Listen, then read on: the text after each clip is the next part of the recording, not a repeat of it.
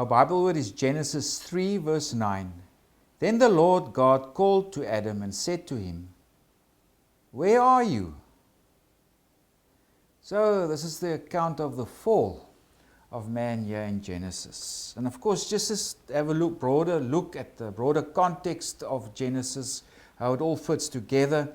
There's the creation of order first, and that's the accounts in Genesis 1 to 2, where God creates order from chaos, and also where Adam and Eve, they have this priestly role in the garden, in a sacred space.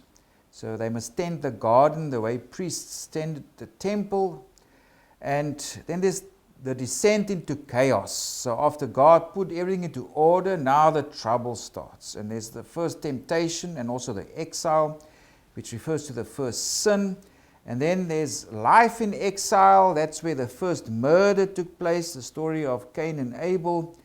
And then just became worse and worse. And that's, of course, then there's Noah and the flood. Then there's a new beginning. It's Noah and his family, and then later on also the story of the patriarchs, Abram, Isaac, and Jacob. So now we're into this descent into chaos, and specifically where mankind commits the first sin. So God has just created Adam and Eve. There are two different creation accounts. And now after the creation accounts, now it's the first temptation and the first sin that's committed.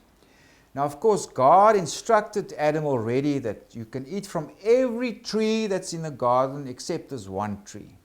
That's the tree of the knowledge of good and evil.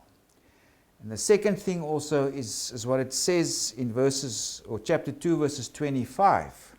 And they were both naked, the man and his wife, and were not ashamed. So yeah, Adam and Eve, they were still in a state of innocence. You can also say in a state of ignorance. They didn't realize that they were naked. So they felt no shame at this stage. So bear that in mind as we carry on. And now from chapter 3, it speaks of the serpent who came to tempt Eve. And the serpent comes from the Hebrew Nachash. And there are various nuances how to understand this. It can mean serpent. It can mean shining one. It can mean diviner. So perhaps this is a kind of like a divine serpentine being, like the seraphim. The seraphim that are mentioned in the Old Testament, they are fiery serpents who attend God's throne. So maybe it's kind of implied that the serpent here was kind of like this angelic being, the serpentine-like being, similar to the seraphim. But he comes to Eve. And now the first thing he does is he casts doubt on God's commandment not to eat from this tree of knowledge of good and evil. So he asks there, has God indeed said, you shall not eat of every tree of the garden? So he begins to cast doubt on God's commandment. And now Eve, she engages the serpent in conversation. And she tells him, yes, well, God said we can eat from every tree except of this one tree that's in the midst of the garden. And now the serpent also tells Eve, well, God is lying to you. The reason he tells you not to eat from this tree. And he says there in verses 4, then the serpent said to the woman, you will not surely die. For God knows that in the day you eat of it, your eyes will be opened, and you will be like God, knowing good and evil. So the devil's not lying here to the woman. If we go to verses 22, after the fall, the consequence of the fall, God says there, behold, the man has become like one of us, to know good and evil. So the devil's telling the truth here, but he's misleading Eve here to be disobedient to God. And this is the crux of the issue. This obedience to God leads to the true acquisition of good things, not by listening to the devil. So do not be disobedient to God to acquire the good, to acquire wisdom, etc.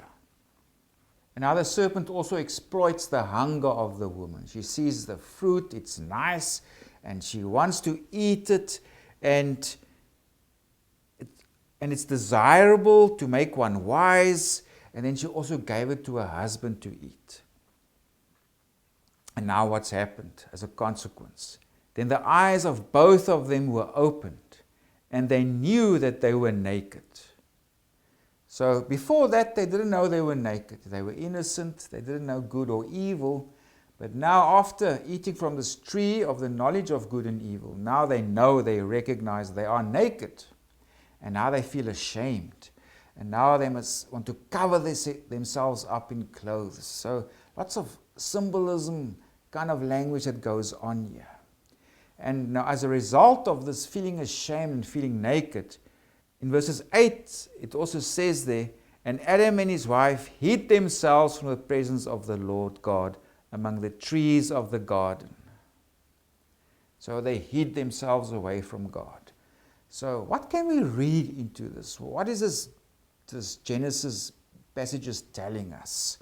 Of course, we mustn't interpret this as real history, as something that's really happened. It's telling us the predicament of mankind, or how mankind came into the situation that they are, being in a fallen state. So we can look at three main points. It is that primeval humanity gained wisdom. That's to know good and evil. So, in other words, humanity gained moral awareness. If we read that in chapter 3, verses 5 to 22. To know good and evil, humanity gained moral awareness. Then also it says, for example, in chapter 3, verse 7, the eyes of both of them were opened, and they knew that they were naked.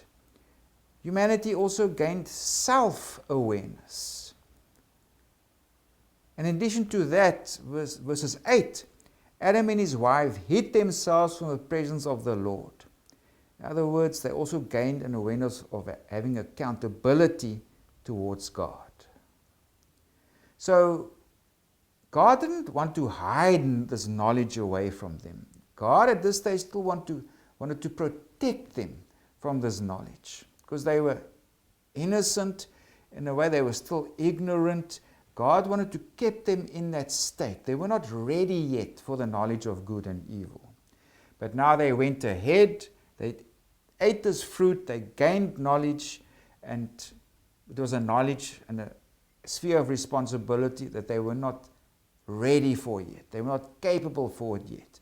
That's why God wanted to protect them from that. But because of their disobedience, listening, wanting to acquire this good, it actually became evil because they were disobedient to God. Because God knew you're not ready for it yet. But they went ahead and did it anyway. So now they gained this moral awareness, they gained this self-awareness, and also the sense of accountability towards God. And now they want to hide away. Because now they know that they've done wrong. Now they know good and evil. They are now self-aware. They are morally aware. And they know now, well, now we must give answer in terms of our action towards God. So that's why they hide away. So God asks this question that we have in our Bible word. Then the Lord God called to Adam and said to him, "Where are you?"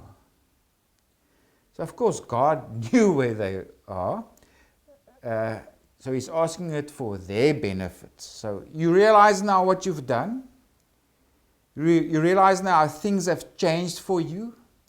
That you now know good and evil? That you're also self-aware now in terms of you being also sinners, you are disobedient to me. And you're also aware now that you're accountable to me. You realize this. So that's the question now, what it means, our Bible word. So take responsibility, because now shame has entered your life, this fear, and also this sense of guilt has entered. Things that I wanted to protect you from, because you weren't ready for it yet. But now you took it ahead of time, and now you must live with the consequences. Do you realize what you've done now? And that's what our Bible word means. Where are you? So that's for Adam and Eve now. Also for mankind, for us, do we know where we are? Do we know we have this moral, or do we have this moral awareness? Do we know that we have this self-awareness? Do we know that we are accountable towards God in our actions? Of course, the narrative goes on, because now Adam blames Eve. She gave me the fruit. And then Eve blames the serpent. No, he tricked me in doing this. Then, of course, God brings the curse on all of them. The serpent who will always crawl on his belly. For example, the woman, pain in childbirth. And then now the poor man, he must work hard to get food from the field, etc.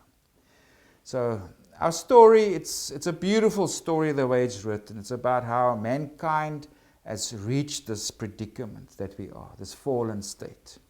In terms of, it's explained that primeval humanity, Adam and Eve, they took something that they were not ready for yet.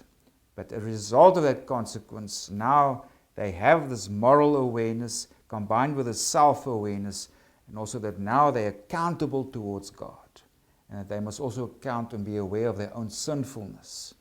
So don't reach for something by being disobedient to God, because God will give it to us in good time.